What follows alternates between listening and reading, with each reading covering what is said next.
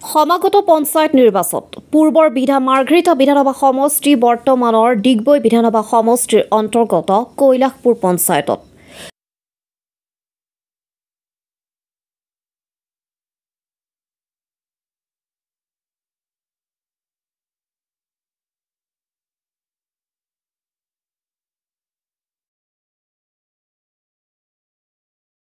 বিভিন্ন সমস্যাৰে জৰ্জৰিত গাঁওখন শোচনীয় বাটপথ নাই খোৱা পানীৰ ব্যৱস্থা দেশ স্বাধীন হোৱাৰ পাছত বহু চৰকাৰ আহিল আৰু বহু চৰকাৰ গ'ল গাঁওখনে পাইছে মাত্ৰ প্ৰলোভনৰ ৰাজনীতি পঞ্চায়তৰ সভাপতিৰ ঘনিষ্ঠক প্ৰদান কৰিছিল প্ৰধানমন্ত্ৰী আৱাস গৃহ নিৰ্মাণৰ ঠিকা যদিও আজি পৰ্যন্ত সম্পূৰ্ণ নহল গৃহসমূহ যিবিলাক উপপথ আছে এখন বিদ্যালয়ৰ পৰা এখন বিদ্যালয়লৈ যিবিলাক ৰাস্তা আছে যিবিলাক ৰাস্তা আজি তাৰিখত এজাক বৰষুণ দিলে ছাত্ৰ ছাত্ৰীসকল ওলাই অহাটো সম্ভৱ নহয় তেনেকুৱা ধৰণৰ কৈলাশপুৰত আজি তাৰিখত আপুনি হিচাপ কৰিব নোৱাৰাকৈ উপপথ বহুত আছে একেবাৰে নিম্ন স্তৰ এজাক বৰষুণত এজাক কিনকিনীয়া বৰষুণত ওলাই আহিব নোৱাৰে এখন বাইচাইকেল চলোৱাটো সম্ভৱ নহয় আজি আপুনি যদি চাই তুলনামূলকভাৱে ১ নং তালপথাৰ গাঁৱৰ ৱাৰ্ড মেম্বাৰজনৰ ঘৰৰ সন্মুখৰ ৰাস্তাটোৱেদি যদি আপুনি বৰষুণ এজাক দিলে কোনো যাব নোৱাৰে বাইক এখন লৈ যোৱাটো সম্ভৱ নহয় নিজৰ ৱাৰ্ড মেম্বাৰজনৰ ঘৰৰ পদূলি সন্মুখত তেনেকুৱা ধৰণৰ এটা ৰূপ হৈ আছে আৰু যেহেতু পঞ্চায়তত কেইবাটাও বিভাগ জড়িত হৈ আছে স্বাস্থ্যৰ পৰা আৰম্ভ কৰি বিভিন্ন ধৰণৰ বিভাগ ইয়াত জড়িত হৈ আছে আমাৰ কৈলাশপুৰত যিমান কেইটা উপস্বাস্থ্য কেন্দ্ৰ আছে সেই উপস্বাস্থ্য কেন্দ্ৰ কেইটাতো তাত পৰ্যাপ্ত পৰিমাণৰ চৰকাৰৰ যিখিনি সা সুবিধা পাব লাগে তাৰ পৰাও কৈলাশপুৰবাসী সদায় বঞ্চিত হৈ আছে ইয়াৰ যিবিলাক ৰোগী আছে সেই ৰোগীবিলাকক আমি মেডিকেল নিবৰ কাৰণে কাকপথাৰলৈ দৌৰিব লাগে নতুবা ডুমডুমা তিনিচুকীয়ালৈ আমি দৌৰি যাব লগা এটা পৰ্যায় হয় আৰু আজিৰ তাৰিখতো চৰকাৰী সেৱা আগবঢ়োৱা 108 গাঁও বহু গাঁও আছে গাড়ী নোসোমোৱা 108 গাড়ীখন আজি তাৰিখলৈকে বহু ঠাইত বহু গাঁৱত নোসোমায় তেনেকুৱা ধৰণৰ এটা পঞ্চায়ত হয় গতিকে এইখিনি কাম কাজ পঞ্চায়তৰ জৰিয়তে নিশ্চিতভাৱে কৰিব লাগে এখন ধৰক পঞ্চায়তৰ জৰিয়তে সৰ্বসাধাৰণ গোটেই কৈলাশপুৰৰ সামগ্ৰিক উন্নয়ন পঞ্চায়তৰ জৰিয়তে কৰিব পৰা এটা ব্যৱস্থা নিশ্চিতভাৱে থাকে আৰু এটা ডাঙৰ পৰিতাপৰ কথা চাওক আজি 15 ফাইনেন্সত কৈলাশপুৰ পঞ্চায়ত বুলি নহয় সমগ্ৰ অসমতে বহু হাজাৰ লক্ষাধিক টকা 15 ফাইনেন্স আঁচনিবিলাকত দিয়ে কিন্তু আপুনি যদি কৈলাশপুৰত আজি তাৰিখত চাৰিওফালে যদি ঘূৰে এখন ৰাজহুৱা সভা পাতিবৰ কাৰণে এটা ভাল উন্নত মানদণ্ডৰ চাৰিওফালৰ সকলো সুবিধা থকা এটা উন্নত মানদণ্ডৰ এটা প্ৰেক্ষাগৃহ আজি তাৰিখত অভাৱ আছে আৰু এতিয়া এনেকুৱা হৈছে চৰকাৰে যিবিলাক আঁচনি প্ৰয়োগ কৰিছে ধৰক এতিয়া জল জীৱন মিছনৰ যিটো আঁচনি কৈলাশপুৰত যিমানকেইটা জল জীৱন মিছনৰ আঁচনি তৈয়াৰ হৈছে এটাও সম্পূৰ্ণ ৰূপ হোৱা নাই এটাও আঁচনিতে আজি তাৰিখত মানুহে পানী খাব পোৱা নাই সেইবোৰ একেবাৰে অথলে গৈছে আমি কৈলাশপুৰবাসীয়ে সেই কথাটো স্পষ্টভাৱে কওঁ চৰকাৰৰ টকা অপচয় হৈছে ইয়াত ঠিকাদাৰী লাভ হৈছে পুঁজিপতিসকলৰ লাভ হৈছে যিসকল বণিক গোষ্ঠী তেখেতসকলৰ লাভ হৈছে কৈলাশপুৰবাসীৰ একো লাভ হোৱা নাই কিন্তু কৈলাশপুৰবাসী হিচাপে যিহেতু আমি খেতি খোলাৰ লগত জড়িত প্ৰতিজন ব্যক্তি আমি খেতিৰ লগত জড়িত গতিকে সেই জল জীৱন আঁচনি প্ৰয়োগ কৰাতকৈ যদি আমি খেতি পথাৰৰ বিলাকত যদি পানীৰ যোগানৰ আঁচনি প্ৰণয়ন যদি কৰিলে হ'লে নিশ্চিতভাৱে আমাৰ ইয়াৰ খেতিয়কসকল ইয়াৰ জৰিয়তে উপকৃত হ'লে আৰু আজিৰ তাৰিখত যদি আপুনি চাই কৈলাশপুৰ গাঁও পঞ্চায়তৰ অন্তৰ্গত থকা বহু কেইখন প্ৰাথমিক বিদ্যালয়ত এজনীয়া শিক্ষকে আজি তাৰিখত শিক্ষকতা কৰি থাকিব লগা এটা পৰ্যায় হৈছে তাত পঞ্চায়তৰ কোনো ধৰণৰ পদক্ষেপ নাই পঞ্চায়তৰ ভূমিকা থাকিব লাগিছিল তাত কোনো ধৰণৰ ভূমিকা নাই আৰু আমি কৈলাশপুৰবাসীয়ে উচ্চ শিক্ষাৰ কাৰণে আপোনালোকে সকলোৱে জানে উচ্চ শিক্ষাৰ কাৰণে আমি বহু দূৰলৈ যাব লগা হয় এখন হাইস্কুল মাত্ৰ দুখন হাইস্কুল গোটেই কৈলাশপুৰ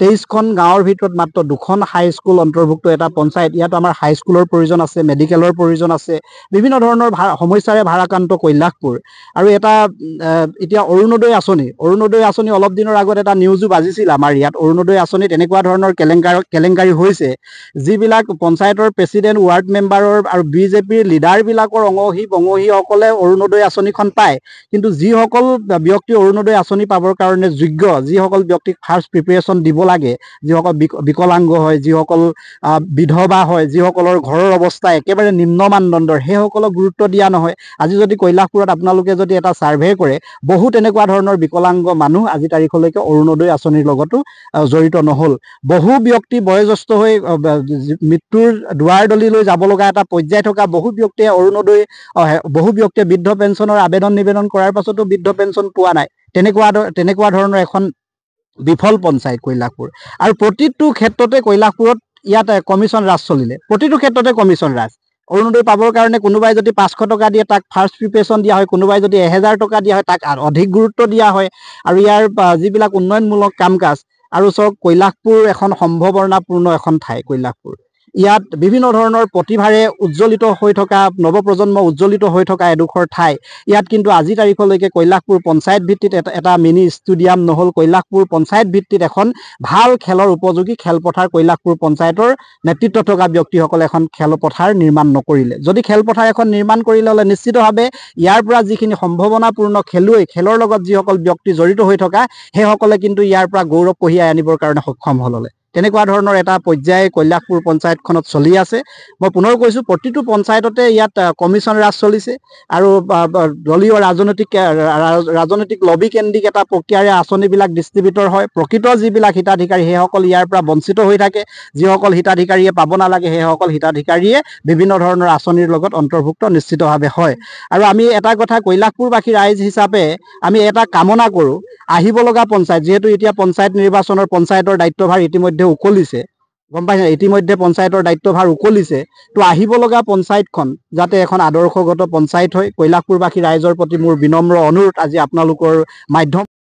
আজি কৈলাশপুৰ জনসাধাৰণে যিমতে আশা কৰিছিল এই জনপ্ৰতিনিধিৰ পৰা, ইয়াত একো কাম হৈ নুঠিল। যিহেতু তেওঁলোকে অকল দলৰ স্বাৰ্থত কাম কৰে আৰু দলীয়ভাৱে তেওঁলোকক আঁচনিবিলাক ৰূপায়ণ কৰে।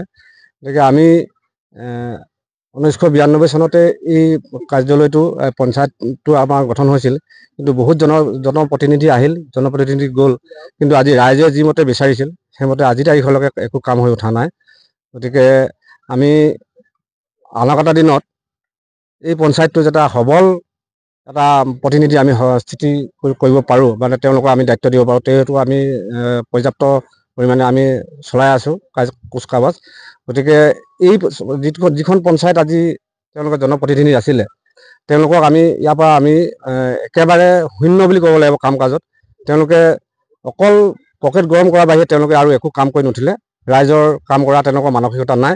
গতিকে তেওঁলোকক আমি কোনো কালেই আমি এই পঞ্চায়তৰ পৰা তেওঁলোকক আমি ছাপোৰ্ট কৰিব নোৱাৰিম। বহুতে আৰু ক'বলৈ গ'লেতো আৰু কৈলাশপুৰ পঞ্চায়তৰ সমস্যা ৰাইজেতো কৈয়ে আছে কি কি হৈছে কি কি নহৈছে। তাৰ ভিতৰতে এই অভাজনেও ঘৰ তেনেকৈ এই কি বুলি কয় এইটো ঘৰ, আই ঘৰ এনেকৈ আমাৰ AGP দিনৰ পৰা আহি আছে। মোৰ নামটো নহ'ব, এই অৱশ্যে প্ৰথমতে মোৰ ফেমিলিৰ নামটো আহিলে, ফেমিলিৰ নামটো আহোঁতে গিৰিয়কৰ নামটো বেলেগ আহিলে, সেই তেতিয়াও নাপালোঁ। আৰু কংগ্ৰেছৰ দিনতো আছিলে, তেতিয়াও নাপালোঁ। এতিয়াও বৰ্তমান আছে বুলি কৈ থকা শুনিছোঁ, এতিয়ালৈকে পোৱা নাই। গতিকে কি হৈছে এইবিলাক আমি ভিতৰুৱা কথাটো আমি তেনেকৈ আমি নাজানো, আমিতো গাঁৱলীয়া মানুহ। গতিকে এইবিলাক যাতে দুৰ্নীতি হ'ব নালাগে, যিয়ে পাব লাগে এইটো পাব লাগে, মই তাকেই কৈ মোৰ ক'ব লগাটো মই ইমানেই। খোলা নাই, বন্ধ হৈ আছে। এইটো 3 বছৰ হ'ল আজি তাৰিখলৈকে। ঘৰটো অহা 3 বছৰ ঘৰটো একো নহ'ল, একো নহয়, আধা খিলা হৈ থাকে। পইচাটো কিমান কি খৰচ? পইচাটো 2টা কিস্তি দিয়া হ'ল, 2টা কিস্তি আৰু এটা কিস্তি হেৰি নহয়, দিয়া নাই। দিয়া নাই।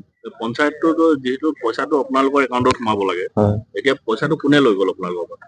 এইটো আমাৰ কণ্টেক্ট লৈছিলে মদাসতৰ ভদ্ৰ গগৈ, পঞ্চায়ততে কাম কৰিছে। পইচাটো লৈ গৈছিল।